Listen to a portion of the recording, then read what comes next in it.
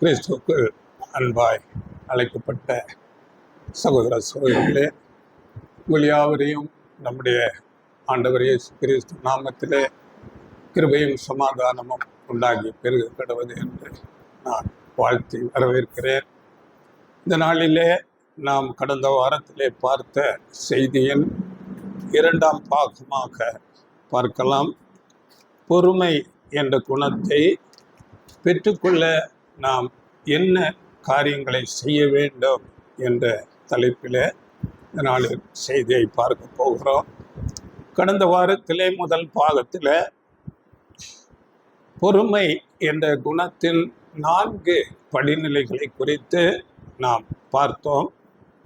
அது முதலாவது பேசிக்கான பொறுமை, இரண்டாவது நீடிய பொறுமை, மூன்றாவது சகித்தல், நான்காவது உறுதித்தன்மை என்ற 4 தலைப்புகளிலே நாம் பார்த்தோம். இந்த 4வது நிலை உறுதித்தன்மை இல்லாவிட்டால் ஒரு முதிர்ச்சி அடைந்த பாறை போன்ற நிலைக்கு நாம் வர வேண்டும். உண்மையான சபை வகுப்பார் அப்படிப்பட்ட நிலைக்கு வருவார்கள். ஆனால் அந்த நிலைக்கு வருவதற்கு நம்முடைய சுயபலத்தால முடியாது. தேவன் அதற்கு உதவி செய்வார் என்று வேதவசனம் நமக்கு சொல்லுகிறது. நாம் கடந்த வாரத்திலே கடைசியாக ரோமர் 15:6 அந்த வார்த்தையை படித்தோம். அதை திருவிவிலியத்தில் 5ஆம் வசனமாக இருக்கிறது. கிறிஸ்து இயேசுவின் முன் மாதிரிக்கு ஏற்ப நீங்கள் ஒரே மனத்தினராய் இருக்குமாறு மன உறுதியையும் ஊக்கத்தையும் தரும் கடவுள் உங்களுக்கு அருள் புரிவாராக. அந்த மன உறுதியையும் ஊக்கத்தையும் தேவன் தருவதாக வாக்கு பண்ணப்பட்டிருக்கிறது. அதனால தேவ பலத்தில தான் நாம் அந்த ஒரு பாறை போன்ற ஒரு நிலைக்கு உறுதித்தன்மை உடையவர்களாக நாம் வர முடியும். பாருங்கள், வசனம் நமக்கு அதுதான் சொல்லுகிறது. இயேசுவை போன்ற ஒரு மனம், ஒரு சிந்தை அடைய வேண்டும். அப்ப இந்த 4வது நிலை முதிர்ச்சி அடைந்த நிலைக்கு நாம் வருவதற்கு என்னென்ன காரியங்கள் செய்ய வேண்டும் என்பதை குறித்து தான் இந்த நாளில் நாம் நிதானமாக பார்க்க போகிறோம். அதற்கு ஒரு 4 காரியங்கள், 4 வழிமுறைகள் இருக்கிறது. அவைகளை குறித்து இந்த நாளில் நாம் பார்க்கலாம். முதலாவது காரியம் என்ன என்று நாம் பார்க்கும்போது ஜெபம். தேவனுடைய சமூகத்திலே ஜெபிக்கிறது. தேவ பலனுக்காக, அவருடைய ஒத்தாசை நடத்துதலுக்காக நாம் ஜெபிப்பது முதலாவது காரியமாக இருக்கிறது. இரண்டாவது காரியம் நாம் பார்க்கும்போது சத்திய அறிவில் நாம் வளர்ச்சி அடைந்து கொண்டே இருக்க வேண்டும். வேத அறிவு, அந்த சத்திய அறிவை பெற்று நாம் அதிலே நடக்க முயற்சி எடுத்து பிரயாசப்பட்டு நடந்து கொண்டே இருக்க வேண்டும். இது 2வது காரியம். 3வது காரியம், விசுவாசத்திலே நாம் ஒவ்வொரு நாளும் வளருகிறவர்களாக இருக்க வேண்டும். 4வது காரியம், தேவனுடைய இரட்சிப்பின் திட்டத்தின் காலங்கள், இவைகளை நாம் அறிந்து கொள்ள வேண்டும்.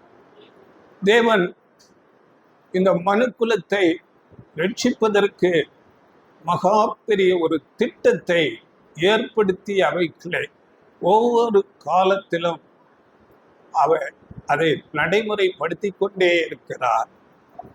அப்படி அந்த ரட்சிப்பின் திட்டத்தின் காலத்தில் நாம் இப்பொழுது எந்த காலத்திலே இருக்கிறோம் என்பதை நாம் அறிந்து கொள்ள வேண்டும். இப்படியாக இந்த 4 காரியங்களை நாம் அறிந்து உணர்ந்து கொண்டு நாம் வளரும் போது நாம் அப்படிப்பட்ட அந்த முதிர்ச்சி அடைந்த உறுதித்தன்மை கொண்ட ஒரு பாறை போன்ற ஒரு நிலைக்கு நாம் வர முடியும்.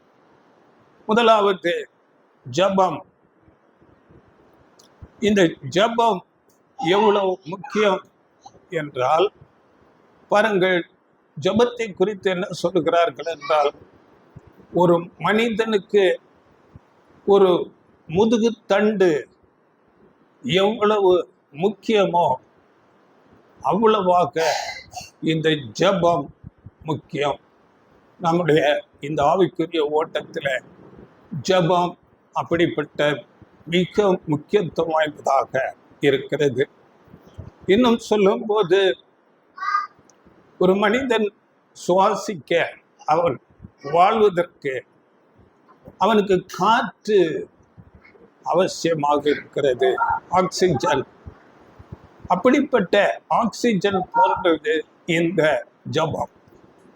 இந்த ஜெபத்தை குறித்து இந்த நாளிலே நாம் சத்தியத்திலே வந்துவிட்டோம் என்ற ஒரு நினைப்பில் அநேகர் இந்த ஜெபத்தை குறித்து அதிக கவனம் கொடுக்காதவர்களாக இருக்கிறார்கள். பாருங்கள், இந்த ஜெபம் என்பது கிறிஸ்தவர்கள் மாத்திரமல்ல, எல்லா மார்க்கத்தினரும் இந்த ஜெபத்தை அவர்கள் ஏறெடுக்கிறார்கள். ஆனால் பாருங்கள், இந்த சுவிசேஷ யுகத்திலே ஒரு வகுப்பாருக்கு மாத்திரமே இந்த ஜெபம் என்கிற காரியம் அனுமதிக்கப்பட்ட ஒரு உரிமையாக இருக்கிறது. ஒரு வகுப்பாருக்கு. அது எந்த வகுப்பார் என்று நாம் பார்க்கலாம். பாருங்கள், ஜெபம் என்பது இந்த பேரண்டம் சர்வலோகத்தை சிருஷ்டித்த மகா பெரிய தேவனோடு நாம் தனியாக நேரடியாக நாம் தொடர்பு கொள்ளுகிற ஒரு காரியமாக இருக்கிறது. தனிப்பட்ட முறையில் அப்படிப்பட்ட மகா பெரிய தேவனிடத்தில் நாம் தொடர்பு கொள்ளுகிற ஒரு காரியம்தான் ஜெபம். பாருங்கள், ஆண்டவர் இயேசு கிறிஸ்து இந்த பூமியிலே வந்து கிராமங்கள் தோறும் பட்டணங்கள் தோறும் சென்று சத்திய வசனங்களை போதித்தார். ஆனால் எல்லாரிடமும் நீங்கள் எப்பொழுது ஜெபம் பண்ண வேண்டும் என்று சொல்லவில்லை. மாறாக அவரை பின்பற்றிய சீசர் வகுப்பாருக்கு மாத்திரம் அந்த ஜெபத்தை குறித்து போதித்து கற்றுக் கொடுக்கிறார். கடைசி நாட்களிலே நீங்கள் சோதனைக்குட்படாதபடி விழித்திருந்து ஜெபம் பண்ணுங்கள் என்று அந்த சீசர் வகுப்பாருக்கே சொல்லுகிறார். பாருங்கள், ஆண்டவர் இயேசு கிறிஸ்து உலக ரட்சகர், நான் உலகத்துக்கு ஒளியாக இருக்கிறேன் என்று சொன்னார். அப்படிப்பட்ட உலக ரட்சகர் கூட, எல்லா மனுக்குலத்துக்கும் ரட்சகர், அவர் கூட இந்த மாம்சத்திலே உலகத்திலே இருக்கும்போது உலகத்தாருக்காக ஜெபிக்கவில்லை. அவரை பின்பற்றுகிற சீசர் வகுப்பார் சபைக்காக மாத்திரமே ஜெபித்தார். அவருடைய ஜெபத்தை குறித்து நாம் படிக்கும் போது யோவான் 17ஆம் அதிகாரம் 9ஆம் வசனம் படியுங்கள். நான் அவர்களுக்காக வேண்டிக் கொள்ளுகிறேன், உலகத்துக்காக வேண்டிக் கொள்ளாமல் நீர் எனக்கு தந்தவர்களுக்காக வேண்டிக் கொள்ளுகிறேன், அவர்கள் உம்முடையவர்களாய் இருக்கிறார்களே. பார்த்தீங்களா? நான் அவர்களுக்காக வேண்டிக் கொள்ளாமல், உலகத்துக்காக, வேண்டிக் கொள்ளாமல் நீர் எனக்கு தந்தவர் தந்தவர்களுக்காக. அப்படி என்றால் அவரை பின்பற்றுகிற சீசர் வகுப்பாருக்காக மாத்திரமே ஜெபித்தார். ஏன் அப்படி ஜெபித்தார் என்று நாம் பார்க்கும்போது பாருங்கள், இந்த உலகம் முழுவதிலும் உலகத்தில் இருக்க பல கோடி கோடியான பல தெய்வங்களை, பலவிதமான வணக்கங்களில் இருக்கிற ஜனங்கள் தேவனை விட்டு தூரமாக இருக்கிறார்கள். இன்னும் சொல்ல போனால் தேவனுக்கு சத்துருக்களாக இருக்கிறார்கள். அதனால அவர்களுக்காக நாம் ஜெபிக்க தேவையில்லை. அவர்களுக்காக ஜெபித்தால் அந்த ஜெபம் கேட்கப்படாது. வேதத்திலே நாம் அநேக வசனங்கள் அப்படியாக படிக்கிறோம். யோவான் 9ஆம் அதிகாரம் 31ஆம் வசனத்திலே நீங்கள் படித்து பாருங்கள். பாவிகளுக்கு தேவன் செவி கொடுக்கிறதில்லை என்று வேதம் சொல்லுகிறது. ஆனால் பாவியினுடைய ஜெபம் எப்பொழுது கேட்கப்படும் என்றால், நான் ஒரு பாவி என்று தேவனிடத்திலே வந்து நம்முடைய பாவ மன்னிப்புக்காக நாம் ஜெபிக்கும் போது அதை தேவன் கேட்கிறார். ஆனால் அந்த பாவத்தோடு நாம் ஜெபிக்கும் போது கேட்கப்படுவதில்லை. இன்னும் நீதிமொழிகள் பாருங்கள், 28ஆம் அதிகாரம் 9ஆம் வசனத்திலே நீங்கள் படித்து பாருங்கள். வேதத்தை எடுத்தீங்களா? வேதத்தை கேளாதபடி தன் செவியை விலக்குகின்ற ஜெபமும் அருவருப்பானது. அருவருப்பு. பார்த்தீங்களா? தேவனுடைய வார்த்தை அதை கேட்காமல் காதை விலக்குகிறவருடைய ஜெபம் அருவருப்பாக இருக்கிறது. அப்படி என்றால் உலகத்தார் எங்கே தேவனுடைய வார்த்தைகளை கேட்கிறார்கள்? அப்படி என்றால் அவர்களுடைய ஜெபம் தேவனுடைய பார்வையிலே அருவருப்பாக இருக்கிறது. இன்னும் அநேக வசனங்கள் இருக்கிறது. பாருங்கள், 1 பேதுரு 3:12 படித்து பாருங்கள். நீதிமொழிகள் அந்த வசனம் படிங்கள். 3:12 1 பேதுரு.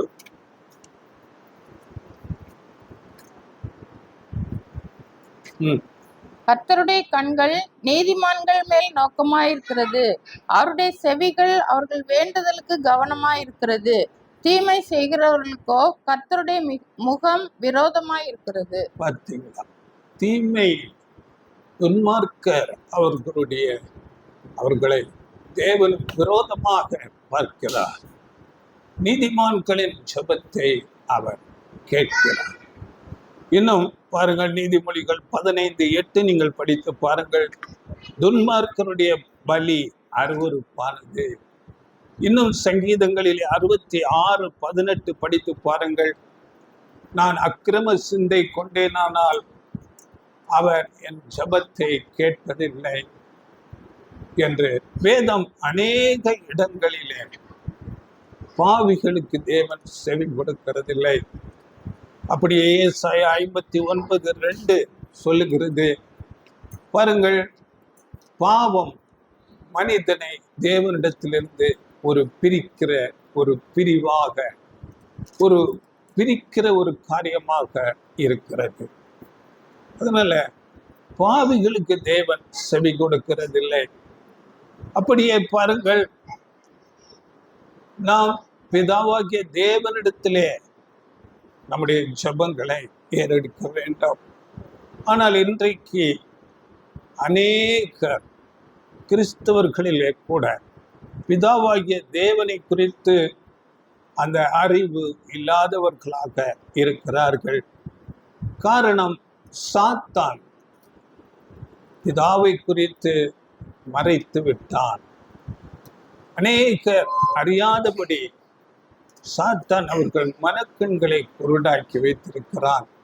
ஆனால் ஆண்டவர் இயேசு கிறிஸ்து பாருங்கள், அவர் இந்த பூமிக்கு வந்த நாட்களிலே பிதாவை வெளிப்படுத்துகிறவராகவே இருந்தார்.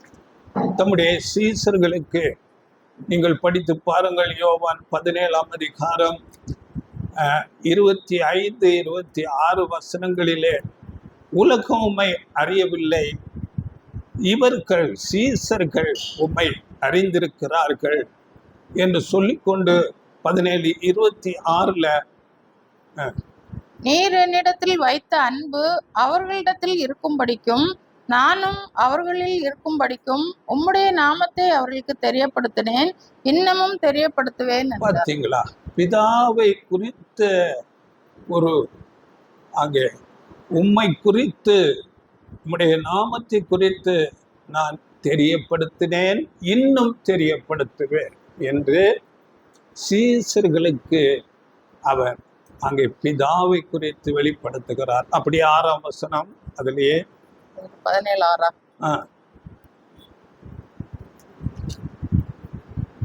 நீர் உலகத்தில் தெரிந்தெடுத்து எனக்கு தந்த மனுஷருக்கு உம்முடைய நாமத்தை வெளிப்படுத்தினேன், அவர்கள் உம்முடையவர்களாய் இருந்தார்கள், அவர்களை எனக்கு தந்தீர், அவர்கள் உம்முடைய வசனத்தை கை கொண்டிருக்கிறார்கள். பார்த்தீங்களா, நீர் தெரிந்தெடுத்து தந்த மனுஷருக்கு உமது நாமத்தை தெரியப்படுத்துகிறேன். அப்படி என்றால் இன்றைக்கு கூட உண்மையான அவரை பின்பற்றுகிற சீசர் வகுப்பாருக்கு மாத்திரமே பிதாவை குறித்த ஞானம் வெளிப்படுத்தப்படுகிறது. பிதாவை அறிந்து கொள்ள முடியும். ஆண்டவர் இயேசு கிறிஸ்து அப்படி வெளிப்படுத்துகிறவராய் இருக்கிறார். அதனால நாம் பிதாவாகிய தேவன் எல்லாவற்றுக்கும் மேலாக உயர்ந்தவராக இருக்கிறார் என்பதை நாம் முதலாவது அறிந்து கொள்ள வேண்டும். பாருங்கள், நாம் பிதாவாகிய தேவனிடத்திலே ஆண்டவர் இயேசு கிறிஸ்து மூலமாகவே தான் நாம் ஜெபிக்க வேண்டும். இப்போ பார்க்கலாம், யாருடைய ஜெபம் கேட்கப்படும். இன்றைக்கு பாருங்கள், இயேசுவை விசுவாசிக்கிற கூட்டம் அநேகர் இருக்கிறார்கள். உலகத்திலே 1/3 பாகம் கிறிஸ்தவர்கள் என்று சொல்லிக்கொண்டு அநேகர் கிறிஸ்தவர்கள் இருக்கிறார்கள். அவர்களுடைய ஜெபத்தை தேவன் கேட்கிறார். ஆனால் பாருங்கள், இவர்கள் இயேசுவை விசுவாசிக்கிறவர்கள். இவர்கள் பாருங்கள், இந்த கிறிஸ்தவ ஜீவியத்துக்கு பல படிமானங்கள், படிநிலைகள் இருக்கிறது. அதிலே முதல் படி எடுத்து வைத்திருக்கிறார்கள். இந்த ஆவிக்குரிய ரீதியில அவர்கள் ஒரு முதல் ஸ்டெப்பு, அதுதான் விசுவாசம். ஆண்டவர் இயேசு கிறிஸ்துவை விசுவாசிக்கிறது. அது ஆவிக்குரிய காரியத்திலே நாம் பார்க்கும்போது அழைக்கப்பட்டவர்கள் என்ற ஒரு நிலை. அதை இன்னும் பேதுரு சொல்லும் போது, 1 பேதுரு 2:3 அங்கு சொல்லும் போது ஆவிக்குரிய ரீதியிலே அவர்கள் குழந்தைகள் என்று அங்கே பேசப்படுகிறது. அப்படியே பாருங்கள், இந்த விசுவாசத்துக்குள்ள வந்தவர்கள் திரும்ப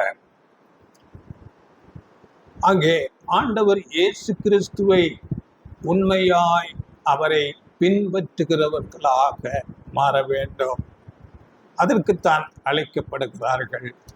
அவருடைய அடிச்சுவடுகளை பின்பற்றி வரும்படியாக இந்த அழைப்பு கொடுக்கப்படுகிறது. இந்த சுவிசேஷ யுகத்திலே அப்படிப்பட்ட அழைப்பு தான் கொடுக்கப்படுகிறது. இதை குறித்து 1 பேதுரு 2ஆம் அதிகாரம் 21ஆம் வசனத்திலே, இதற்காக நீங்கள் அழைக்கப்பட்டும் இருக்கிறீர்கள், நீங்கள் தம்முடைய அடிச்சுவடுகளை பின்பற்றி வரும்படி உங்களுக்கு மாதிரியை பின் வைத்து போனார் என்று வேதம் சொல்லுகிறது. இந்த ஒரு நிலை, ஆண்டவர் இயேசு கிறிஸ்துவை உண்மையாய் பின்பற்றுகிற நிலைக்கு இந்த அழைக்கப்பட்டவர்களிலிருந்து சில பேர் தான், ரொம்ப சொற்பமான ஜனங்கள் தான் வருகிறார்கள். இதை குறித்து பாருங்கள், மத்தேயு 22:14 ஆண்டவர் இயேசு சொல்லும் போது, அழைக்கப்பட்டவர்கள் அநேகர் இருக்கிறார்கள் உலகத்தில். மூன்றில் ஒரு பாகம் கிறிஸ்தவர்கள் என்று அழைக்கப்பட்டவர்கள், அவர்கள் அப்படியாக இருக்கிறார்கள்.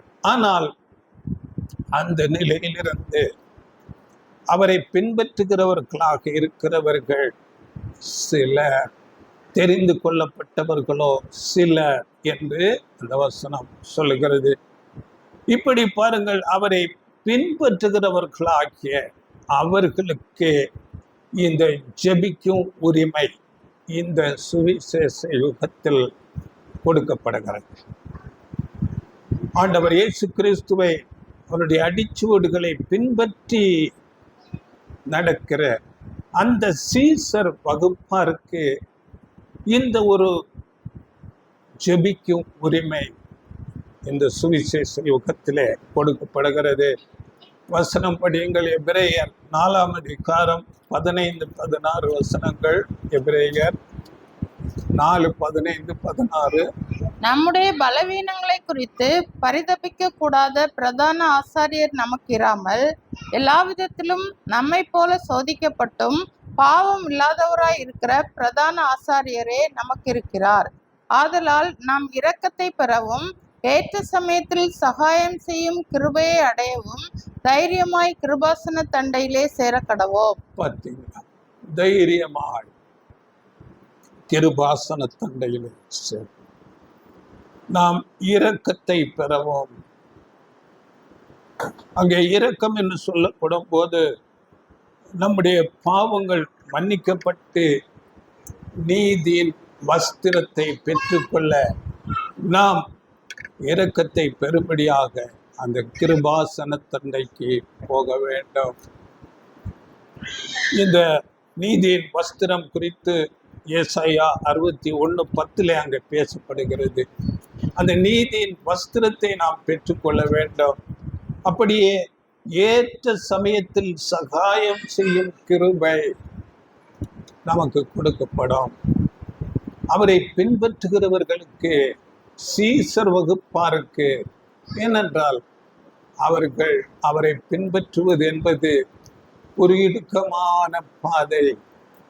அநேக சோதனைகள், நெருக்கங்களின், உபத்திரவங்களின் வழியாக அவர்கள் ஆண்டவர் இயேசுவை பின்பற்றுகிறவர்களாக இருப்பார்கள்.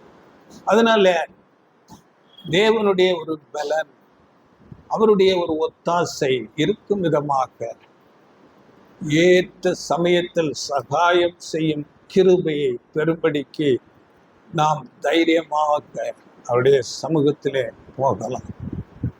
அந்த சோதனைகளிலே, நெருக்கமான வழியிலே, துன்பங்களிலே நாம் விழுந்து விடாதபடி இருப்பதற்கு தேவன் நமக்கு உதவி செய்கிறார். இந்த பாருங்கள், குழந்தை நிலை, இந்த அழைக்கப்பட்ட நிலையில் இருக்கிறவர்கள் ஜெபிப்பார்கள். அவர்கள் எப்படி ஜெபிப்பார்கள் என்றால், நாம் உலக பிரகாரமாக குழந்தைகளை பார்க்கிறோம். அப்படியே அந்த குழந்தைகள் தம்முடைய பெற்றாரிடத்தில் அவர்கள் என்ன வேண்டுமானாலும் கேட்பார்கள்.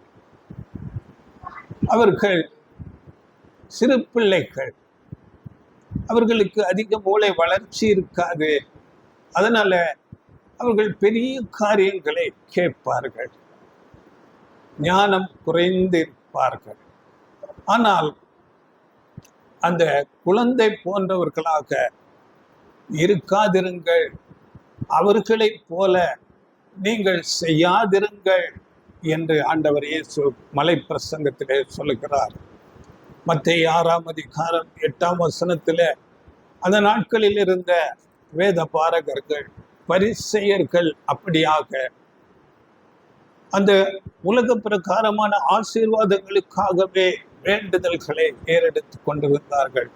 அதனால 8ஆம் வசனத்தில் சொல்லும் போது, அவர்களைப் போல நீங்கள் செய்யாதிருங்கள், உங்கள் பிதாவை நீங்கள் வேண்டிக் கொள்வதற்கு முன்னதாகவே இவைகள் உங்களுக்கு தேவை என்று அவர் அறிந்திருக்கிறார், அவர்களைப் போல செய்யாதிருங்கள் என்று சொல்லிக்கொண்டு அநேக வசனங்களை அங்கே பேசுகிறார்.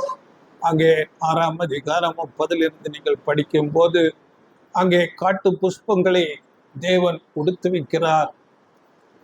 எல்லா காகத்தை கவனித்து பாருங்கள், அவைகளை எல்லாம் போஷிக்கிறார். அதனால நீங்கள் அதை குறித்து கவலைப்பட வேண்டாம், உங்களுக்கு உடுப்பிப்பது அதிக நிச்சயம் அல்லவா என்று பேசிக்கொண்டு பாருங்கள் 31, 32 படியுங்கள். ஆகையால் எண்ணத்தை உண்போம், எண்ணத்தை குடிப்போம், எண்ணத்தை உடுப்போம் என்று கவலைப்படாதிருங்கள். இவைகளை எல்லாம் அஞ்ஞானிகள் நாடி தேடுகிறார்கள். இவைகளெல்லாம் உங்களுக்கு வேண்டியவைகள் என்று உங்கள் பரமபிதா அறிந்திருக்கிறார். பார்த்தீங்களா, அஞ்ஞானிகள் நாடி தேடுகிறார். அதனால உலக பிரகாரமான காரியங்களை நாம் கேட்க தேவையில்லை. தேவன் அதை கேட்காமலே கொடுக்கிறவராக இருக்கிறார். இதைத்தான் அங்கே மாயக்காரர், அஞ்ஞானிகள் என்று அவர்களைப் போல நீங்கள் இருக்காதிருங்கள். இந்த மாயக்காரர் அஞ்ஞானிகள் என்றால் பாருங்கள், நம்ம 23ஆம் அதிகாரத்தில் நாம் படிக்கலாம். மத்திய 23ஆம் அதிகாரத்தில் அநேக இடங்களிலே இந்த வேத பாரகர் பரிசேயர்களை மதிகேடரே, குருடரே, அங்கே இப்படியாக பேசுகிறார். மதிகேடர், குருடர், மாயக்காரர் என்றெல்லாம் பேசுகிறார். அதனால இந்த குழந்தை போன்ற இப்படியாக நம்முடைய உலக பிரகாரமான தேவைகளை அதிகமாக கேட்டுக்கொண்டு இருக்கக்கூடாது என்று ஆண்டவர் இயேசு கிறிஸ்து இங்கே இதை குறிப்பிட்டு பேசுகிறார். இதையே அப்போஸ்தலர் பவுல் கூட இதை இன்னும் உறுதிப்படுத்தும் விதமாக பிலிப்பியருக்கு எழுதின நிருபத்தில் பாருங்கள், இப்படிப்பட்டவர்களை குறித்து எப்படி பேசுகிறார் என்று நாம் படிக்கும் போது பிலிப்பியர் 3ஆம் அதிகாரம் 18 20 வசனங்களை நீங்கள் படித்து பாருங்கள். அவர்கள் தேவன் வயிறு, உலக பிரகாரமான காரியங்களை கேட்டு அதற்காக பிரயாசப்படுகிறவர்களுடைய தேவன் வயிறு, அவர்களுடைய முடிவு அழிவு என்று சொல்லுகிறார். படிங்கள் அந்த வசனம். ஏனெனில் அநேகர் வேறு விதமாய் நடக்கிறார்கள், அவர்கள் கிறிஸ்துவின் சிலுவைக்கு பகைஞர் என்று உங்களுக்கு அநேகந்தரம் சொன்னேன். இப்பொழுது கண்ணீரோடும் சொல்லுகிறேன், அவர்களுடைய முடிவு அழிவு, அவர்களுடைய தேவன் வயிறு, அவர்களுடைய மகிமை அவர்களுடைய லட்சையே. அவர்கள் பூமிக்கு அடுத்தவைகளை சிந்திக்கிறார்கள். நம்முடைய குடியிருப்போ பரலோகத்தில் இருக்கிறது. அங்கே இருந்து கர்த்தராகிய இயேசு கிறிஸ்து என்னும் இரட்சகர் வர எதிர்பார்த்து கொண்டிருக்கிறோம். பார்த்தீங்களா, அவர்கள் இந்த உலகத்துக்குரியவைகளை சிந்திக்கிறார்கள், அவர்கள் முடிவு அழிவு. இன்றைக்கு மெஜாரிட்டி கிறிஸ்தவர்கள் அவர்களை அழைக்கிற பெரிய ஊழியர்கள், பெயர் பெற்ற ஊழியர்கள், ஆசீர்வாதங்களை பெறுவதற்காக அப்படியாக உலக காரியங்களை சொல்லியே அழைக்கிறார்கள். அவர்கள் முடிவு அழிவு, அவர்கள் தேவன் வயிறு. அதனால பாருங்கள், நம்முடைய குடியிருப்பு பரலோகத்தில் இருக்கிறது. நாம் பரலோகத்துக்குரிய காரியங்களை கேட்க வேண்டும். பாருங்கள், அவரை உண்மையாய் பின்பற்றுகிறவர்களுக்கு தேவன் எல்லாவற்றையும் கொடுப்பதாக வாக்கு பண்ணி இருக்கிறார். நம்முடைய தேவன் உண்மையுள்ளவர், அவர் வாக்கு பண்ணி இருக்கிறார். எபிரேயர் 13:5 நீங்கள் படித்து பாருங்கள். நான் உன்னை விட்டு விலகுவதும் இல்லை, உன்னை கைவிடுவதும் இல்லை, இப்படியாக வாக்குத்தத்தம் பண்ணி இருக்கிறார். அப்படியே சங்கீதங்கள் 34:10 சிங்கக்குட்டிகள் தாட்சி அடைந்து பட்டினியாயிருக்கும், ஆனால் கர்த்தரை தேடுகிறவர்களுக்கோ ஒரு நன்மையும் குறைவுபடாது. இவையெல்லாம் நமக்கு கொடுக்கப்பட்ட வாக்குத்தத்தங்கள். தேவன் வார்த்தையில் உண்மை உள்ளவராயிருக்கிறார். இதே பாருங்கள், ஏசாயா 33:16 பாருங்கள், அவரை பின்பற்றுகிறவர்களுக்கு அப்பம் தண்ணீர் கட்டாயம் கிடைக்கும் என்று அங்கு வாக்கு பண்ணப்படுகிறது. படிங்கள், ஏசாயா 33:16. அவன் உயர்ந்த இடங்களில் வாசம் பண்ணுவான், கன்மலைகளின் அரண்கள் அவனுடைய உயர்ந்த அடைக்கலமாகும். அவன் அப்பம் அவனுக்கு கொடுக்கப்படும், அவன் தண்ணீர் அவனுக்கு நிச்சயமாய் கிடைக்கும். நிச்சயமாய் கிடைக்கும். தேவனுடைய வசனம் உண்மையுள்ள தேவன் இதை உறுதியாக பேசுகிறார். அதனால பாருங்க, நம்முடைய சுயநலமான உலக பிரகாரமான காரியத்துக்காக நம்முடைய வசதி வாய்ப்புகள், நம்முடைய சௌகரியங்கள், நம்முடைய தேவைகளை கேட்டுக்கொண்டு இருப்பது தேவனுக்கு பிரியமல்ல. இப்படி ஜெபிப்பதை குறித்து அப்போஸ்தலர் யாக்கோபு நிருபத்திலே எழுதும் போது பாருங்கள், நீங்கள் 4ஆம் அதிகாரம் 3ஆம் வசனத்திலே உங்கள் இச்சைகளை நிறைவேற்றும்படி கேட்கிறதால் அவைகள் உங்களுக்கு கிடைக்கிறதில்லை என்று எழுதுகப்படுங்க. 4:3. நீங்கள் விண்ணப்பம் பண்ணியும் உங்கள் இச்சைகளை நிறைவேற்றும்படி செலவழிக்க வேண்டுமென்று தகாத விதமாய் விண்ணப்பம் பண்ணுகிறபடியினால் பெற்றுக்கொள்ளாமல் இருக்கிறீர்கள். தகாத விதமாய் என்று சொல்லப்பட்டிருக்குது. அதனால பெற்றுக்கொள்ளாமல். அதனால எனக்கு காரு பங்களா, எனக்கு பெரிய வசதி வாய்ப்புகள் தான் வேணும்.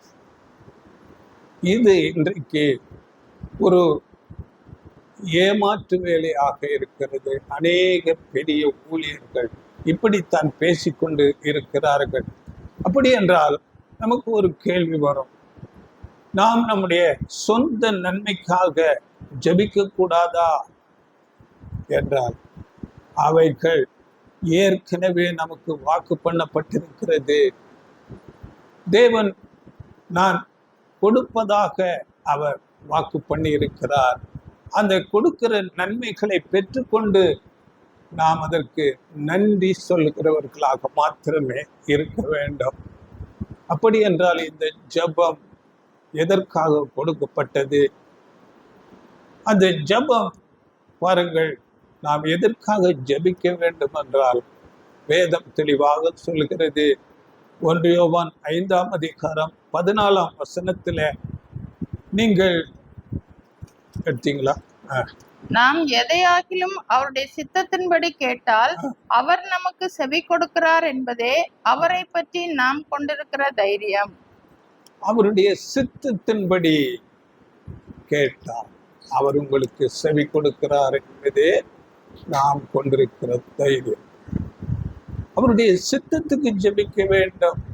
நம்முடைய குடியிருப்பு பரலோகத்தில் இருக்கிறது.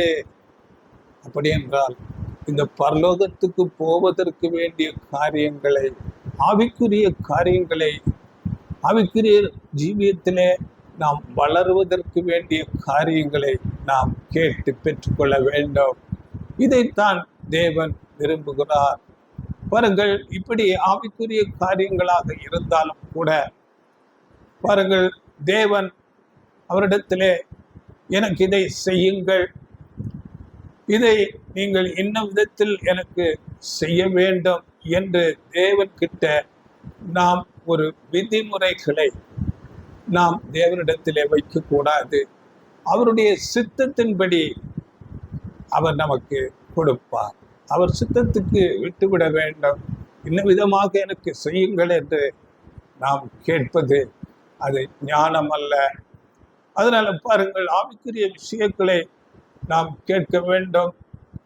தேவனிடம் நாம் கேட்பதற்கு தைரியமாக கிருபாசன தண்டையிலே போக வேண்டும்.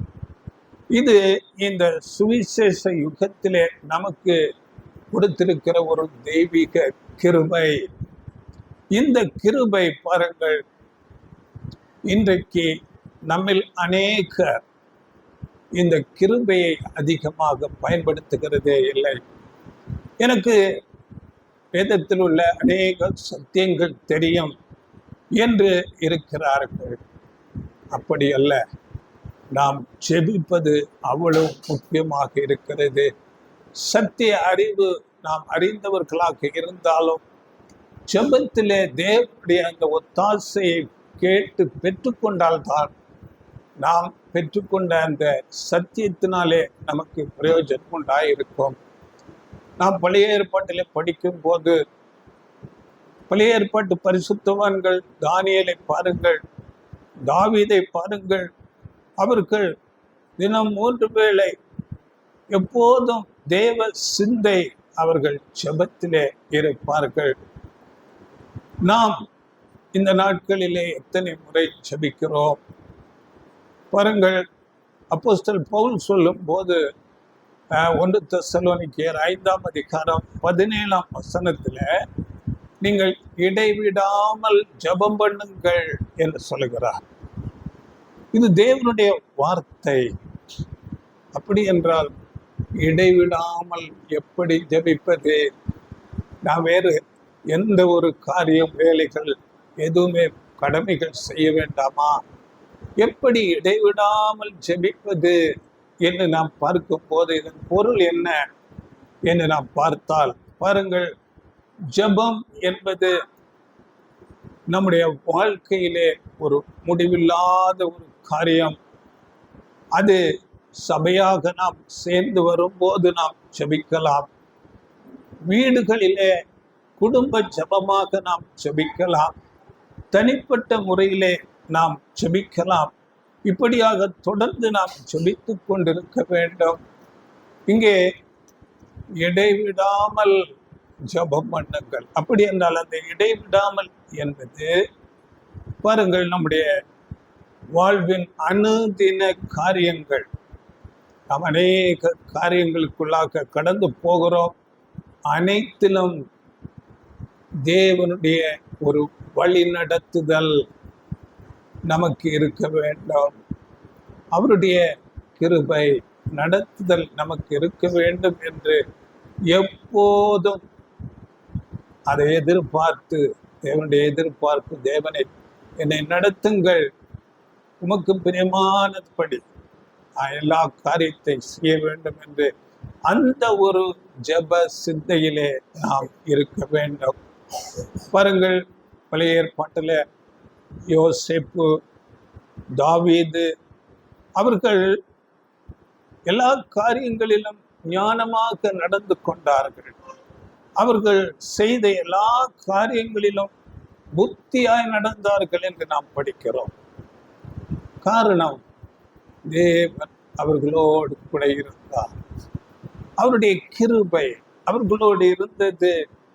அப்படி ஆண்டவர் இயேசு கிறிஸ்து சொல்லும் போது பாருங்கள், சீசர்களிடத்துல மத்தேயு 26:41 படிங்கள். மத்தேயு 26:41, நீங்கள் சோதனைக்குட்படாதபடிக்கு விழித்திருந்து ஜெபம் பண்ணுங்கள், ஆவி உற்சாகம் உள்ளதுதான், மாம்சமோ பலவீனம் உள்ளது என்றார். சோதனைக்குட்படாதபடி விழித்திருந்து ஜெபம் பண்ணுங்கள். அப்படி என்றால் தூங்காமல் இரவு முழுக்க இருந்து ஜெபிக்க வேண்டும் என்று அர்த்தமாகும். என்றால் பாருங்கள், இதன் பொருள், நம்முடைய மாம்சம், நம்முடைய சிந்தை பாவத்தை விரும்புகிறதாக இருக்கிறது. நம்முடைய மாம்சம் எப்போதும் தீமையை விரும்புகிறதாக இருக்கும். பலவீனமுள்ள மாம்சம். இதை ஆண்டவர் இயேசு கிறிஸ்துவால் மாத்திரமே நம்மை விடுவித்து அந்த பாவம் செய்யாதபடி பாதுகாக்க, ஜெயம் கொடுக்க நமக்கு உதவி செய்ய முடியும். அந்த பலவீனங்களிலிருந்து நாம் பாதுகாக்கப்பட, பலவீனங்களிலே நாம் விழுந்து விடாதபடி இருக்க ஆண்டவர் இயேசு கிறிஸ்துவின் உதவி நமக்கு தேவையாயிருக்கிறது. அந்த பலவீனத்தை அறிந்து நாம் அதிலிருந்து விடுதலையாக தேவனிடத்திலே நாம் ஜெபிக்க வேண்டும். அப்பொழுது அந்த பலன் நமக்கு கொடுக்கப்படும். அதான் நீங்கள் சோதனைக்கு, அங்க சோதனையில விழுந்து விடாதபடி விழித்திருந்து ஜெபம் பண்ண, இந்த பாவங்களிலே நாம் விழுந்து விடாதபடி இருக்க தேவ பலத்துக்காக நாம் ஜெபிக்கிறவர்களாக இருக்க வேண்டும். அப்படி நாம் ஒவ்வொரு நாளும் அந்த பலவீனங்களோடு, அந்த பாவ காரியங்களோடு நாம் போராடுகிறவர்களாக இருக்க வேண்டும். அப்படி போராடும் போது தேவனுடைய பலன், அவருடைய கிருபை நமக்கு கொடுக்கப்படும். நாம் உண்மையாக அந்த பலவீனங்களிலிருந்து, பாவங்களிலிருந்து விடுதலை ஆக வேண்டும் என்று உண்மையாக விரும்பி ஜெபத்திலே தேவனிடத்திலே அந்த கிருபைகளை பெற்றுக்கொள்ளும் போது தேவன் நமக்கு உதவி செய்கிறார். நாம் அந்த பலவீனத்திலிருந்து பாதுகாக்கப்படுவோம். பாவத்துக்குள்ளே போகாதபடி பாதுகாக்கப்படுவோம். இதுதான் நீங்கள் சோதனைக்குட்படாதபடி விழித்திருந்து ஜெபம் பண்ணுங்கள். இன்றைக்கு உலகம் அநேக பாவ காரியங்களை நம்மை நெருக்கி கொண்டு நிற்கிறது. அப்பொழுது நாம் எப்பொழுதும் விழிப்போடு தேவனுடைய சமூகத்திலே இந்த ஜெப சிந்தையோடு இருக்க வேண்டியது தேவையா இருக்கிறது. பாருங்கள், நாம் இந்த பரமபிதா நமக்கு வைத்திருக்கிற ஆவிக்குரிய நன்மைகளை பெற எவ்வளவு இப்படிப்பட்டதான ஜெபத்திலே நாம் முனைப்பு காட்டுகிறவர்களாக இருக்கிறோம். நான் சத்தியத்தை அறிந்து விட்டேன் என்ற ஒரு சிந்தையிலே இருக்கிறோமா? இல்லாவிட்டால் நான் கிறிஸ்தவன் ஆகிவிட்டேன், நான் விசுவாசிக்கிறேன் என்ற நிலையிலே நாம் இருக்கிறோமா என்றால் பாருங்கள், நீங்கள் தைரியமாய் கிருபாசன தண்டையிலே நீங்கள் போக வேண்டும். இப்போ நாம் உதாரணமாக பாருங்கள், இந்த ஜெபம் என்பது ஒரு தெய்வீக கிருபை என்று நாம் பார்த்தோம். ஒரு வீட்டில் இப்போ 2 பிள்ளைகள் இருக்கிறார்கள் என்றால் அந்த பிள்ளைகள்ல ஒரு பிள்ளை நன்றாக புசித்து நன்றாக இருந்தால் புஷ்டியாக நன்றாக இருக்கும். அதை புசிக்காத பிள்ளை அது புஷ்டியாக இருக்காது, நோஞ்சானாக இருக்கும். அப்படியே நாம் இந்த தெய்வீக கிருபைகளை பெற்றுக்கொள்ள எவ்வளவாக பிரயாசப்படுகிறோம், எவ்வளவு நேரம் நாம் தேவனுடைய சமூகத்திலே அவருடைய கிருபைகளை பெற்றுக்கொள்ளும்படியாக நாம் பிரயாசம் எடுக்கிறோம். அதை பொறுத்து நாம் ஆவிக்குரிய விஷயங்களிலே வளருகிறவர்களாக, அந்த தெய்வீக குண லட்சணங்களிலே வளருகிறவர்களாக நாம் இருப்போம். இப்போ பாருங்கள், நாம் எந்தெந்த தருணங்களிலே நாம் ஜெபிக்க வேண்டும் என்பது குறித்து சில காரியங்களை பார்க்கலாம். ஜெபிப்பதற்கு அநேக தருணங்களை தேவனே உருவாக்குகிறார். நாம் அநேக நேரங்களிலே அதை கவனிக்காமல் விட்டு விடுகிறோம். பாருங்கள், முதலாவது நம்முடைய ஆவிக்குரிய ஓட்டம் என்பது அநேக சோதனைகள், அதே அநேக துன்பங்கள் நிறைந்த ஒரு பிரயாணம் இந்த ஆவிக்குரிய ஓட்டம். அப்படி சோதனைகள், அந்த துன்பங்கள் நம்மை நெருக்கும் போது நாம் ஜெபிக்கிற ஒரு தருணம். தேவன் அந்த தருணத்தை ஜெபிப்பதற்காக நமக்கு அங்கே நினைப்பூட்டுகிறார். நாம் ஜெபிக்கும் போது அப்படிப்பட்டதான சோதனைகளிலிருந்து, அந்த நெருக்கத்திலிருந்து நாம் விடுவிக்கப்படுவோம். அதற்கு வேண்டிய வாக்குத்தத்த வசனங்கள், ஆலோசனைகள் நமக்கு கொடுத்து நம்மை அந்த இடத்திலிருந்து சோதனையில விழுந்து விடாதபடி நம்மை பாதுகாப்பார். இது ஒரு தருணம். அப்படியே பாருங்கள், அந்த சோதனை நேரத்தில் நாம் அந்த சோதனையிலே பலவீனத்தில் விழுந்து விட்டால் அது கூட நாம் ஜெபிப்பதற்கு ஏற்ற ஒரு தருணம். அப்பொழுது நாம் நம்மை தாழ்த்தி நம்முடைய பலவீனத்தை சொல்லி தேவ பலனை கேட்டு, இனிமேல் இப்படிப்பட்ட சோதனை வரும்போது நாம் விழுந்து விடக்கூடாது என்று நாம் ஜெபிக்கும் போது தேவன் நமக்கு அதற்கேற்ற சூழ்நிலைகளை உருவாக்கி பலனை தருகிறார். அதனால நாம் சோதனைகளிலே வெற்றி பெற்றாலும் சரி, சோதனைகளிலே விழுந்து போனாலும் சரி, அது ஜெபிக்க வேண்டிய தருணமாக இருக்கிறது. அடுத்ததாக பார்க்கும்போது பாருங்கள், நமக்கு அநேக மேலான சத்தியங்கள், அநேக தீர்க்க தரிசனங்கள், வரப்போகிற காரியங்களை குறித்த அநேக பாடங்கள் நாம் கேட்கும் போது, நமக்கு கொடுக்கப்படும் போது, அப்படியே ஊழிய வாய்ப்புகள் கிடைக்கும் போது நாம் தேவனுக்கு நன்றி ஏறெடுத்து இன்னும் அதிக வாய்ப்புக்காக ஜெபிக்கிறவர்களாக இருக்க வேண்டும். இந்த காரியத்துக்கு கூட ஜெபிக்க வேண்டும். அநேக சத்தியங்கள் இன்னுமாக கொடுக்கப்படும்படி நாம் ஜெபிக்க வேண்டும். இது ஒரு ஜெபிப்பதற்கான தருணம்.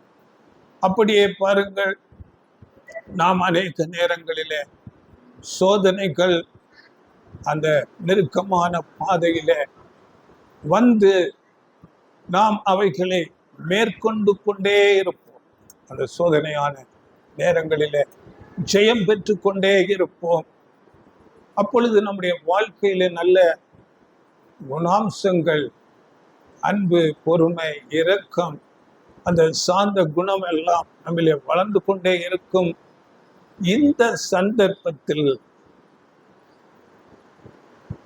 பாருங்கள், மற்ற சகோதரர்களை பார்த்து நாம் மேட்டிமை கொள்ளாதபடி இருப்பதற்கு அப்பொழுதும் நாம் ஜெபிக்க வேண்டும்.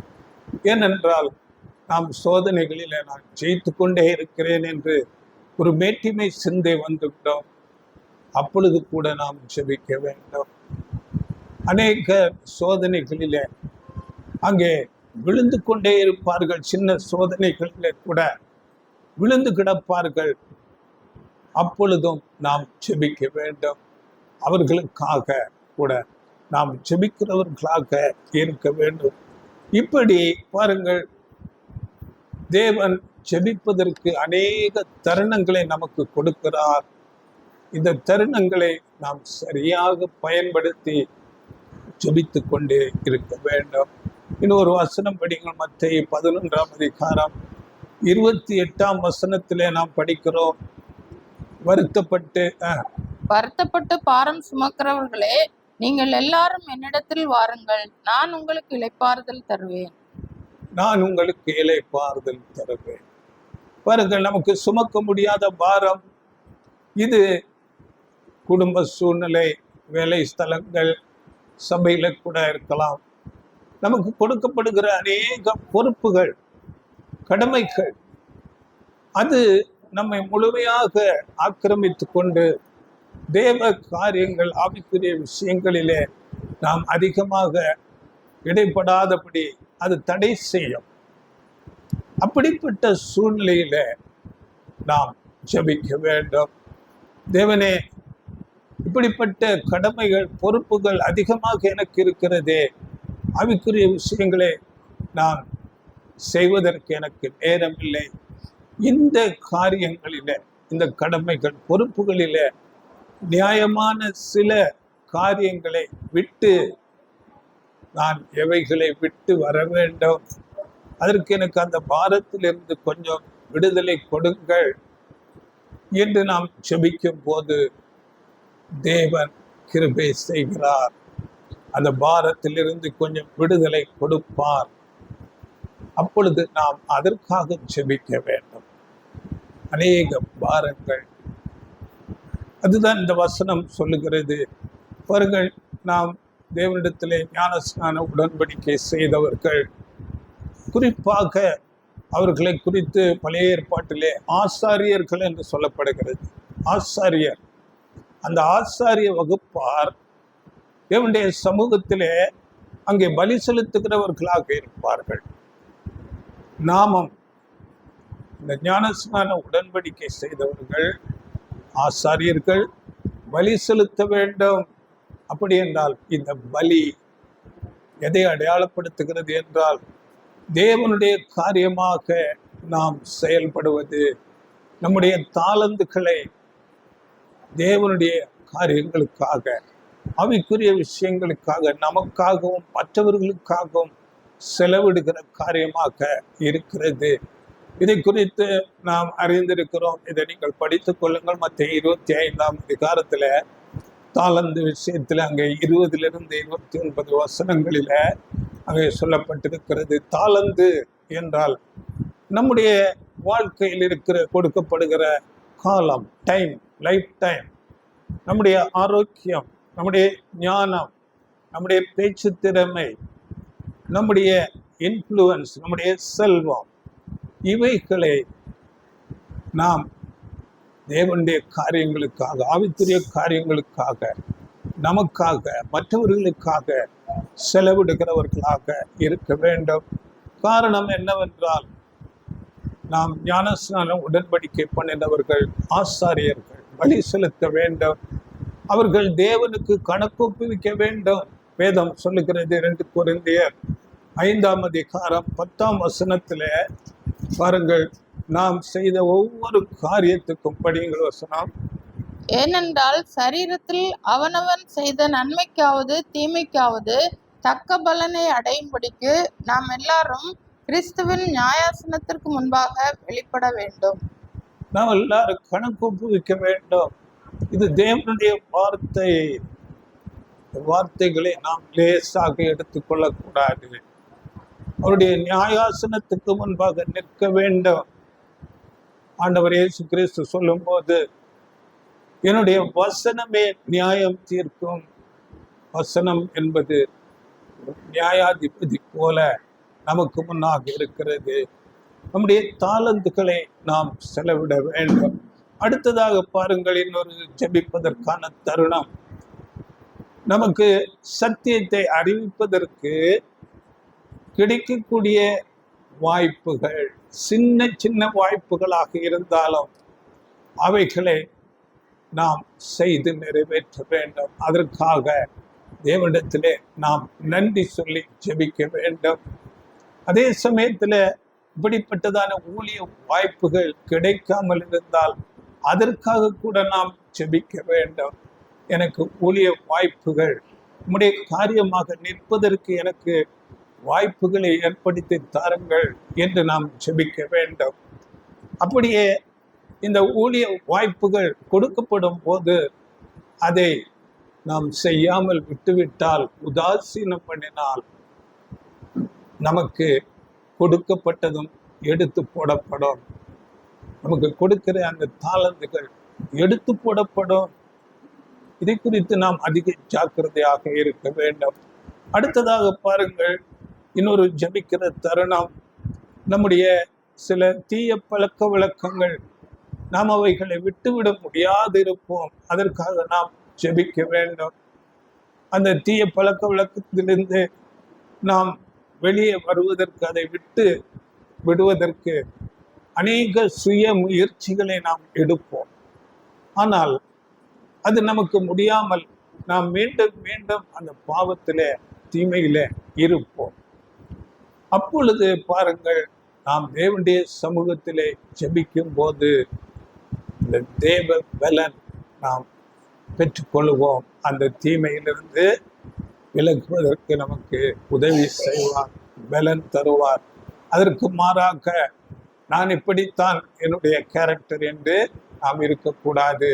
இதுவும் ஜெபிக்கிறதற்கேற்ற ஒரு தருணமாக இருக்கிறது. இப்படி அநேக காரணங்கள் வரும்போது நாம் ஜெபித்து வரும்போது நாம் அநேக நேரங்களிலே ஜெபிக்கிறவர்களாக, ஒரு ஜெப வீரர்களாக நாம் மாறிவிடுவோம். இந்த ஜெபத்தை குறித்து நாம் ஆரம்பத்திலே பார்த்தோம். அது நமக்கு ஆக்சிஜன் போன்றது, நமக்கு ஜீவன். அது நமக்கு முதுகு தண்டு போன்றது. அதனால இந்த ஜெபம் என்பது எவ்வளவு முக்கியம் என்பது நாம் எடுத்துக்கொண்டு இந்த ஜெபத்தில் அதிகமாக நாம் ஈடுபட வேண்டும். இதுதான் நாம் அந்த பொறுமை என்ற குணத்தை பெற்றுக்கொள்வதற்கு ஒரு வழியாக இருக்கிறது. நாம் இந்த ஜெபித்த காரியங்கள், எந்த காரியத்துக்காக ஜெபிக்கிறோமோ அதற்கான முயற்சிகளையும் நாம் எடுக்க வேண்டும். முயற்சிகளை எடுத்து தேவனிடத்திலே ஜெபிக்கும் போது தேவன் பலன் கொடுக்கிறார். தேவன் நிச்சயமாக உதவி செய்கிறார். தேவன் ஜெபத்தை கேட்கிறார். இரண்டாவதாக பாருங்கள், இந்த பொறுமை என்ற குணத்தில் வளருவதற்கு சத்திய அறிவில் வளர்ச்சி அடைய வேண்டும். வேதத்தை அறிகிற அறிவிலே வளர்ச்சி அடைகிறவர்களாக இருக்க வேண்டும். அந்த வேதத்தை கற்றுக்கொண்டு நாம் அதிலே நடக்கிறவர்களாக இருக்க வேண்டும். வசனம் படிங்கள். பிலிப்பியர் 3:12-15.